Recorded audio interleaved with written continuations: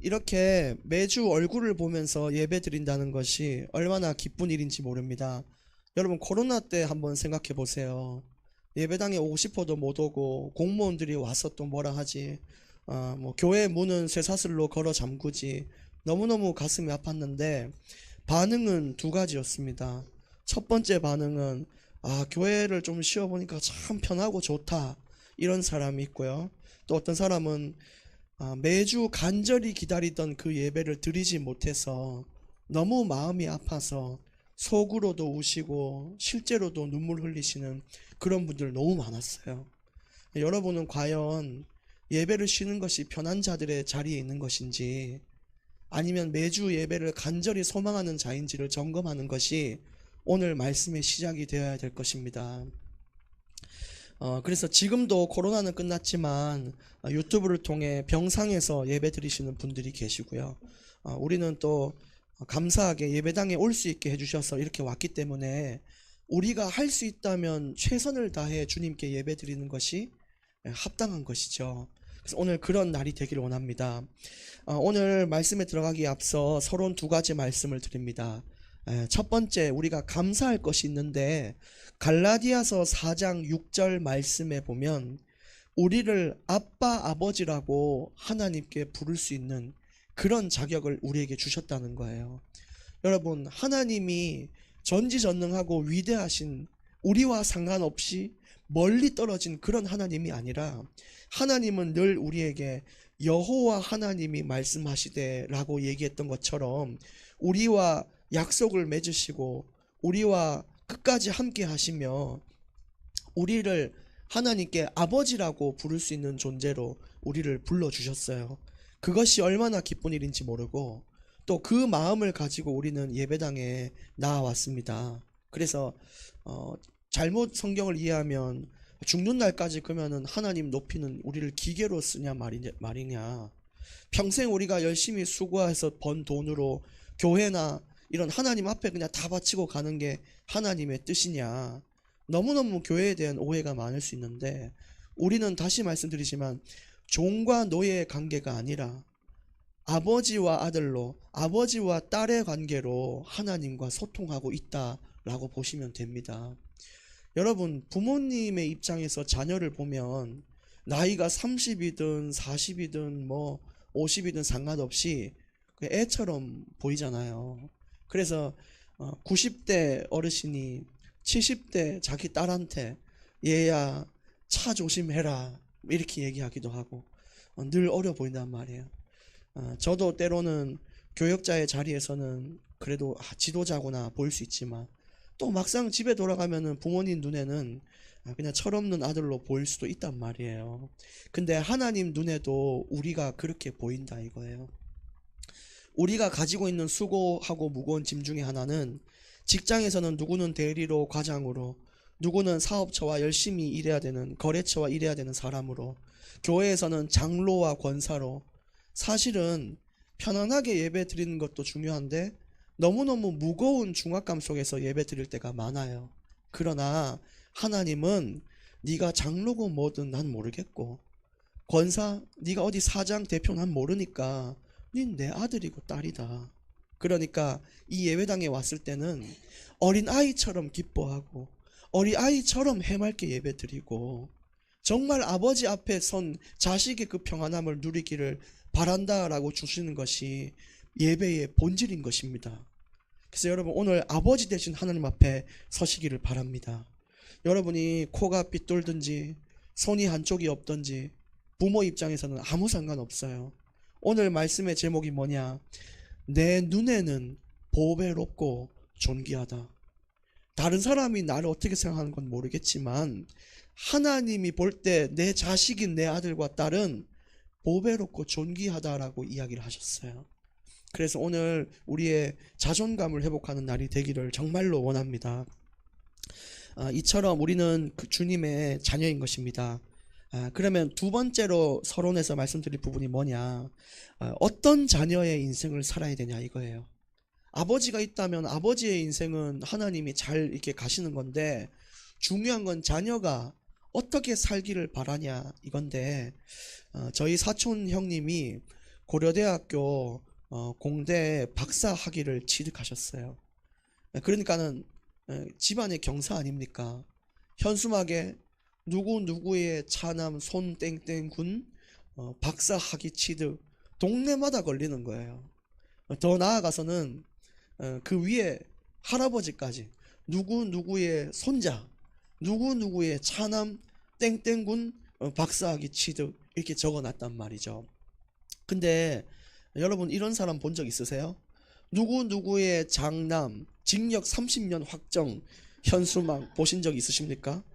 없단 말이에요. 무슨 뜻이냐? 자녀의 행동이 때로는 부모에게 먹칠을 할 수도 있고요. 자녀의 잘됨이 하나님 아버지께는 영광이 될 수가 있는 겁니다. 그래서 하나님은 자신의 영광을 위해 자녀가 잘 되기를 바라시는 분이에요. 포로로 노예로 보내놓고도 다시 되돌린 이유가 뭐냐? 사실은 너를 위해서 했다라고 하지만 그 백성이 잘 되는 것이 하나님의 인자하심과 하나님의 이 공의로움을 나타내는 좌표가 되거든요. 그러니까 결국은 하나님의 영광을 위해서라도 하나님의 백성은 잘 돼야 되는 겁니다.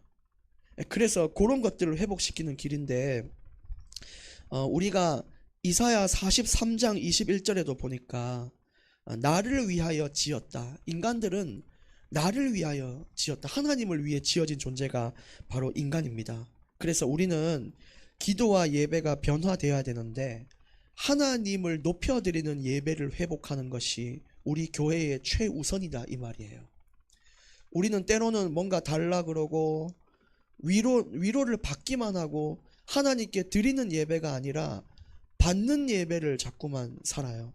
하나님 이거 주시고 그 어떤 미국에서 온 분이 한국 교회 새벽 기도 보고 여기는 뭔데 저 뒤에 자꾸 서서를 붙인 저게 뭐냐, 그냥 자꾸 주시옵소서 주시옵소서 자꾸만 받는다 이거예요. 물론 받는 것 하나님이 요구하는 거 되게 좋아하시거든요. 근데 하나님께 드리는 예배를 우리 삶 가운데에 행할 수 있어야 돼요. 그래서 시편 84편에도 보니까 다윗이 이야기를 한 거예요. 여러분, 시편 84편을 한번 펴보시겠습니까? 시편 84편을 통해 다윗이 드리는 예수님을 높이는, 하나님을 높이는 것이 뭐냐 한번 확인하고 넘어가는 것이 좋습니다.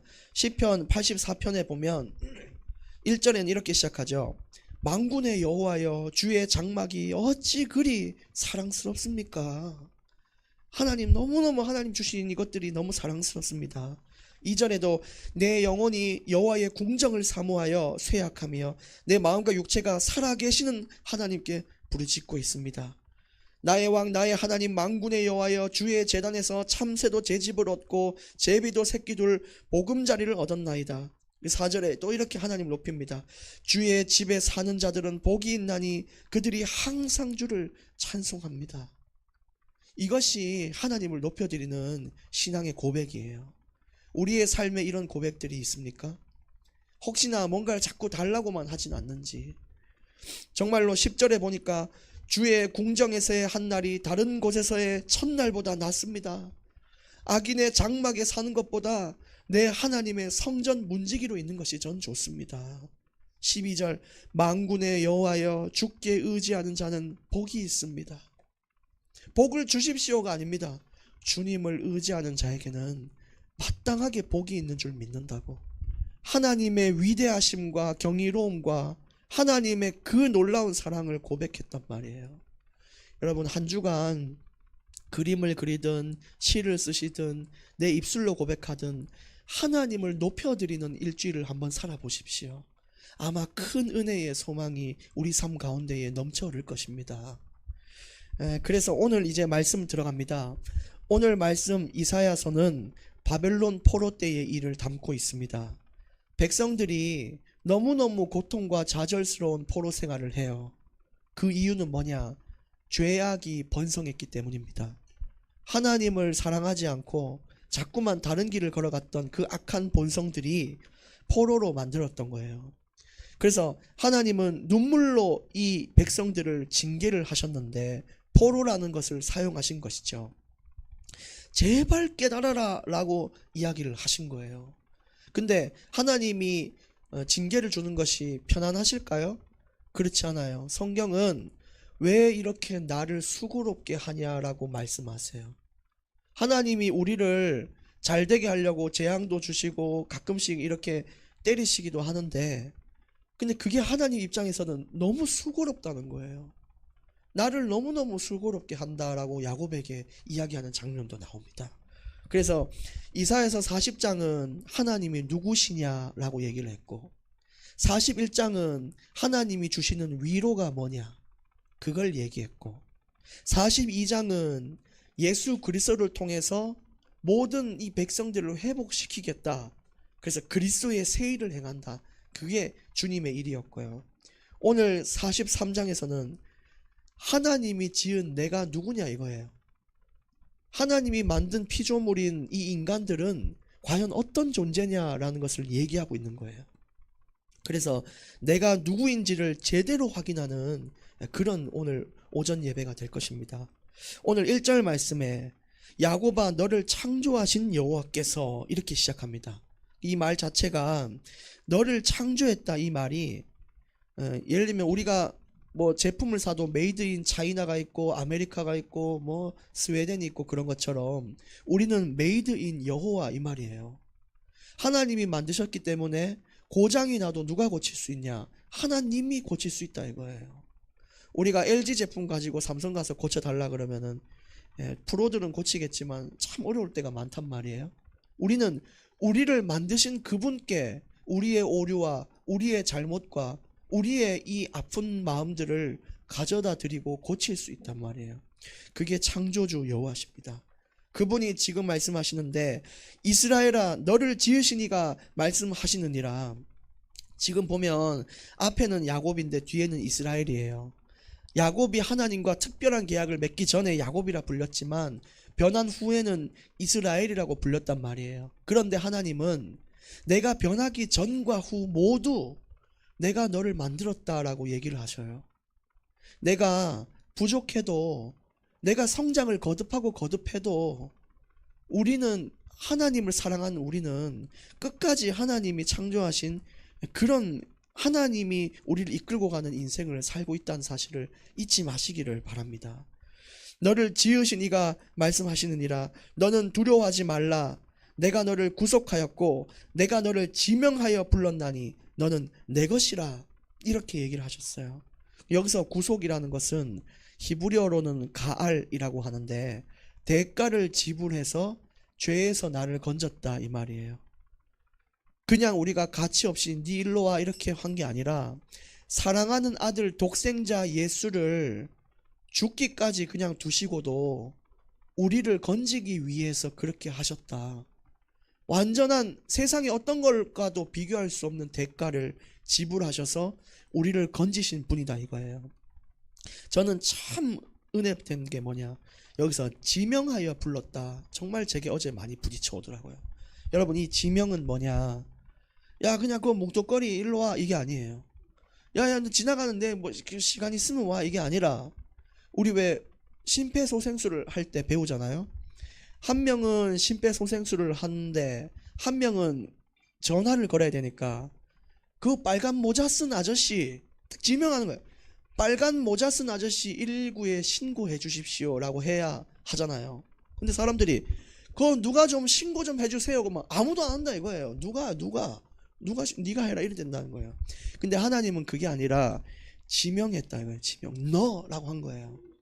우리 왜 학창 시절에 보면은 선생님이 저 뒤에 떠드는 사람 보고 야야 니 일로 나와 그러잖아요. 그러면은 한 사람이 못 알아먹어요. 가만히 있어요. 지금 못 알아듣고 눈 껌뻑껌뻑 끄는 니 나와 그러잖아요. 근데 자기 아니라고 또 뒤돌아보잖아요. 방금 뒤돌아본 니 나와 그러잖아요. 이렇게 하나님은요 우리를 지명하셔요. 내가 아니라고 생각하지만 하나님은 니 맞다고 오라고 얘기하는 거예요. 참 놀라운 은혜죠. 그래서 2절에 보시면 네가 물 가운데 지날 때 내가 너와 함께 할 것이라. 강을 건널 때 물이 너를 침몰하지 못할 것이다. 또 네가 불 가운데 지날 때 타지도 아니할 것이며 불꽃이 너를 사르지도 못한다. 하나님은요, 문제를 주지 않겠다 이렇게 하시는 분이 아니고, 문제가 없을 수는 없지만 문제를 통해 하나님과 더 가까워지고 연단되고 성장될 수 있도록 이 문제를 통해 역사하겠다 이렇게 얘기하셨고, 그래서 문제를 피하는 인생이 아니라 문제를 이기는 인생으로 만들어 주겠다. 그게 예수 그리스도의 참된 승리예요. 승리하시는 그리스도는 문제를 안 주는 분이 아니라 문제를 이기는 것을 따라가는 것이 승리하는 인생인 거죠. 그래서 3절에도 대전하는, 대전은 왜냐하면 이런 뜻이에요. 왜냐하면, 왜 내가 문제를 주기도 하고 너를 건지기냐면 나는 여호와 네 하나님이기 때문이야. 나는 너의 하나님이야. 이스라엘의 거룩하니야. 말은 나도 거룩하고 구별된 자니 너희도 이 땅에서 구별되게 살기를 원하는 마음으로 내가 구별된 인생을 위해 문제를 주는 거야. 네 구원자임이라. 내가 애굽을 너의 속량물로 구스와 스바를 너를 대신하여 주었노라. 지금 구스는 어디냐면요, 애굽의 북쪽 땅을 이야기합니다. 애굽의 북쪽 땅이고 스바는 에티오피아 땅 요런 데예요. 그래서 요거를 다 통합적으로 봤을 땐 애굽이라고 보시면 됩니다.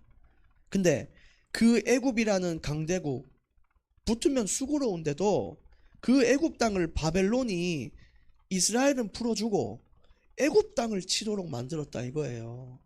그래서 내가 볼 때 큰 강대국도 내게는 소중하지 않아. 나는 너만 건질 수 있으면 저 강대국이든 뭐든 다 줄 거야 라고 하신 것이 하나님의 은혜예요. 4절에 네가 내 눈에 보배롭고 존귀하며 내가 너를 사랑하였은즉 내가 네 대신 사람들을 내어주며 백성들이 네 생명을 대신하리니. 하나님은 나를 건지기 위해 어떤 희생도 감수하시고 나를 건지기 위해 일을 하셨다 이거예요. 미국에서는 미국 시민권자 한 명이라도 다른 데에 잡혀가거나 하면은 찾기 위해 배를 띄우고 비행기를 띄우듯이 하나님은 나 한 사람이 하나님 앞에 돌아오도록 만들기 위해 그 어떤 희생과 대가를 치르셨더라도 나를 건지기 위해 힘쓰신 분이라는 거예요. 얼마나 나의 가치가 귀중한지 여러분 아시겠어요? 내 인생이 얼마나 찬란한지, 얼마나 빛나는 영광이 있는지 여러분 그거를 깨달으셔야 됩니다. 연인들은 콩깍지가 있잖아요. 조금 살다 보면은 잘생겨 보였는데 나중에 또 그렇지 않은 때도 있고 이런데, 부모와 자식은 거의 콩깍지가 안 벗겨지고 하나님과 인간의 관계는 안 벗겨진다 보시면 됩니다. 끝까지 보배롭고 존귀하시게 보고 있습니다. 그래서 정말로 너무 감사하고, 5절에도 두려워하지 말라. 내가 너와 함께하여 내 자손을 동쪽에서부터 오게 하며 서쪽에서부터 너를 모을 것이며, 이제 바벨론 포로로 간 이스라엘을 회복시킨다는 그런 언약들이 담겨져 있습니다. 6절에도 내가 북쪽에게 이르기를 내놓으라, 남쪽에게 이르기를 가두어 두지 말라. 내 아들들을 먼 곳에서 이끌며 내 딸들을 땅 끝에서 오게 하며, 이렇게 얘기했어요. 그래서 이제 당시 바벨론의 이제 고레스 왕을 하나님은 사용하셔서 이스라엘의 포로들을 다시 이스라엘로 돌려주는 작업을 하나님께서는 하셨거든요. 그래서 예배당도 짓고 다음 세대도 가르칠 수 있도록 하나님께서는 그렇게 길을 여셨어요. 그래서 잠시 이 백성들을 포로라는 아픔을 주셨지만 하나님이 누구신지를 깨닫게 만든 이후에 다시 돌려보내기 위해 고레스 왕을 잠시 사용하신 거죠. 그래서 여러분 주변에 여러분이 힘들게 하는 사람들은 하나님이 잠시 사용하셔서 포로와 노예 같은 인생을 살게 만든 이후에 하나님을 의지하는 그 기쁨을 맛본 자에게 회복되는 응답을 주시는 겁니다. 그래서 어떤 경제나 만남 속이나 어려움 속에서 승리하는 기쁨을 누려보시기를 바랍니다.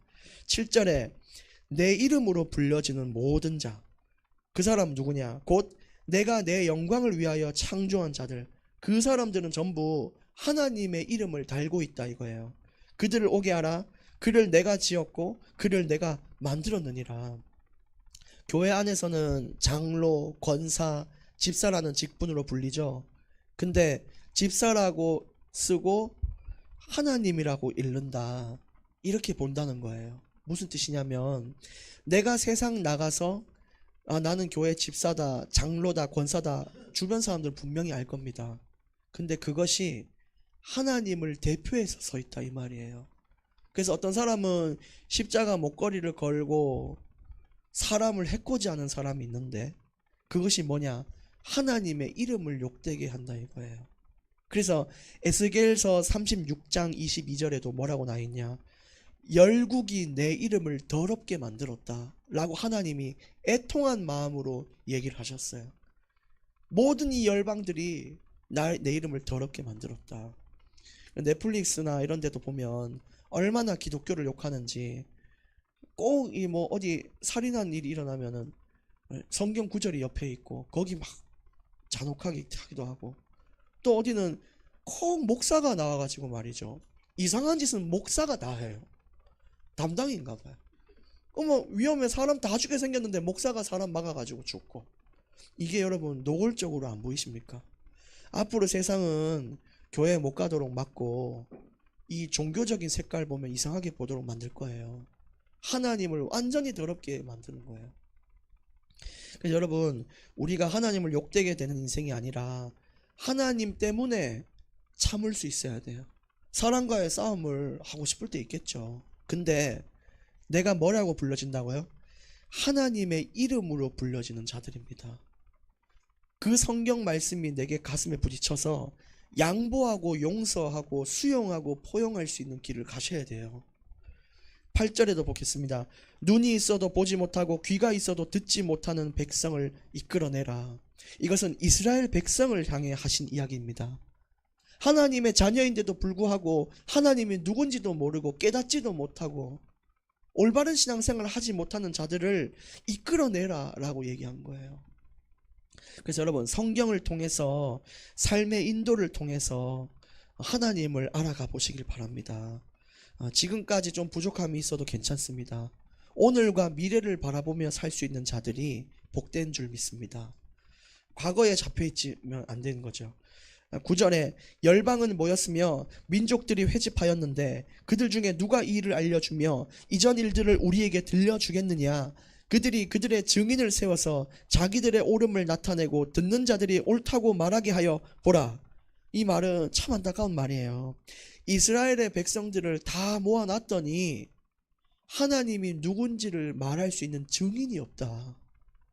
어떻게 누가 구원받았고 어떻게 지금까지 하나님이 인도하셨는지를 말할 수 있는 증인이 없다라고 얘기하는 거예요. 여러분, 정말로 여기 계신 모든 분들이 하나님의 증인이 되시기를 바랍니다. 기도의 증인, 기도하면 된다는 걸 보여줄 수 있는 증인, 전도가 얼마나 복된지를 말할 수 있는 전도의 증인, 어떤 게 진짜 하나님이 원하는 예배인지를 보여줄 수 있는 예배의 증인, 여러분 그런 증인이 되시기를 정말로 원합니다. 10절에도 나 여호와가 말하노라 너희는 나의 증인 나의 종으로 택함을 입었다라고 했는데도 불구하고 하나님을 모르니 어떻게 증인이 될 수 있겠어요? 그러니까 자꾸 포로로 보내는 거예요. 이는 너희가 나를 그냥 믿는 게 아니죠. 알고 믿기를 원한다. 내가 그인 줄 깨닫게 하려 함이라. 나의 전에 지음을 받은 신이 없었느니라. 나의 후에도 없었느니라. 그래서 내가 누군지를 알아야 돼요. 태초에 하나님이 천지를 만드시고 인간을 만드셨을 때도 신은 하나님밖에 없다는 것을 인간은 알았습니다. 그런데도 불구하고 자꾸 이게 퇴색된 거죠. 11절 나 곧 나는 여호와라 나 외에 구원자가 없느니라. 나만 붙잡으라 이 말이에요. 다른 거 의지할 필요가 없어요. 나로 충분하다라고 얘기하시는 거예요. 12절 내가 알려주었으며 구원하였으며 보였고 너희 중에 다른 신이 없었나니. 그 과거부터 없었다. 그러므로 너희는 나의 증인이요 나는 하나님이니라. 여호와의 말씀이니라. 그래서 사람들이 만들어낸 걸 따라가지 않기를 정말 바라는 거죠. 13절 오늘 마지막 구절입니다. 과연 태초로부터 나는 그이니 내 손에서 건질 자가 없도다. 내가 행하리니 누가 막으리요. 하나님이 행하시는 것은 그 누구도 막지 못합니다. 하나님이 만약에 이 하원교회의 개척을 허락하셨다면 그 누구도 막을 수 없는 겁니다. 하나님이 나를 선택하셨다면 지금 나한테 있는 어려움이 나를 막을 수는 없는 겁니다. 하나님이 누구신지를 똑똑하게 체험하시는 그런 주일이 되기를 원합니다. 결론 말씀 세 가지 요약해 드리고 말씀을 마무리하겠습니다. 첫 번째는 하나님이 주신 약속을 굳게 믿어 보십시오. 분명히 하나님은 뭐라 했죠? 새 일을 행할 것이다. 옛날 방법이 아니에요. 예수님의 방법대로 일을 행한다 이 말이에요. 부활이 있고 천국의 시민권으로 우리에게 주셨다라고 하셨어요. 그거 믿으면 이 땅이 우리에게 참된 위로와 소망으로 여겨질 수 있어요. 두 번째 결론입니다. 하나님의 이름을 가진 자, 그게 우리예요. 하나님의 이름을 가졌기 때문에 영광을 드릴 수 있는 자들이 되어야 되는 겁니다. 그리고 마지막 세 번째, 하나님의 증인이 되어라. 정말로 여러분, 예배를 통해 얻는 그 감격을 말할 수 있는 자들, 그 증인이 필요해요. 모델이 필요해요. 정말로 기도할 때 기도가 뭔지를 말할 수 있는 증인, 그게 필요해요. 저는 정말 하나님을 사랑하는 교역자의 증인이 되겠습니다. 여러분 주신 은혜의 분량대로 승리하시길 바랍니다.